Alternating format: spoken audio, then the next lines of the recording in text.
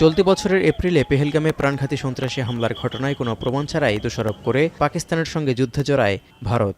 হুমকি দেয় সিন্ধু পানি চুক্তি IWT থেকে সরে আসার। পরে মার্কিন প্রেসিডেন্ট ডোনাল্ড ট্রাম্পের ঘোষণায় মে মাসে যুদ্ধবিরতি হলেও এখনও সিন্ধু পানি চুক্তির উপর স্থগিতাদেশ থেকে সরে আসেনি ভারত। এই অবস্থায় বন্দুকের গুলি নীরব থাকলেও দুই পরমাণু শক্তিধর দেশই বিশ্বকে নিজের অবস্থান বোঝাতে চালিয়ে যাচ্ছে কূটনৈতিক প্রচারণা। যদিও পানির প্রবাহ বন্ধকে যুদ্ধ ঘোষণার শামিল হিসেবে দেখছে পাকিস্তান। এর মধ্যেই সিন্ধু পানি চুক্তি থেকে স্থায়ীভাবে সরে যাওয়ার বিষয়ে ভারতের সাম্প্রতিক হুমকিতে নতুন করে সংঘাতের শঙ্কা বাড়ছে বলে মনে করছেন বিশ্লেষকরা। আল জাজিরার বিশেষ প্রতিবেদনে উঠে এসেছে এমন তথ্য। শেকড় থেকে শিখরে।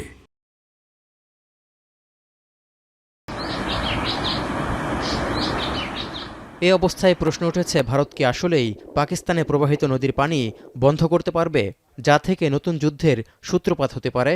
এক্ষেত্রে দেখা যাচ্ছে বিশ্বব্যাংকের মধ্যস্থতায় 1960 সালের সেপ্টেম্বরে হওয়া সিন্ধু পানি চুক্তিটি দুদেশের মধ্যে শান্তির ভিত হিসেবে বিবেচনা করা হয়, যেটি ভারতের একার পক্ষে পুরোপুরি বন্ধ করা সম্ভব না হলেও আংশিক ব্যাঘাত ঘটানো সম্ভব। এমন হলে পাকিস্তানে বিপর্যয় নেমে আসবে বলে মনে করছেন অনেকে।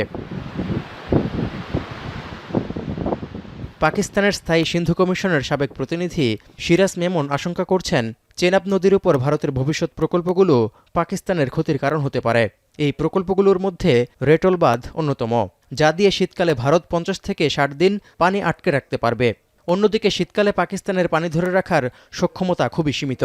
এমন পরিস্থিতিতে ভারত যদি পানি আটকে রাখে, তাহলে পাকিস্তানের কৃষি ব্যবস্থা হুমকিতে পড়বে। ভারতে পানি নিয়ন্ত্রণের প্রতি এক ধরনের উগ্র আসক্তি রয়েছে বলে মনে করছেন লন্ডনের কিংস কলেজের ভূগোলের অধ্যাপক দানিশ মুস্তাফা।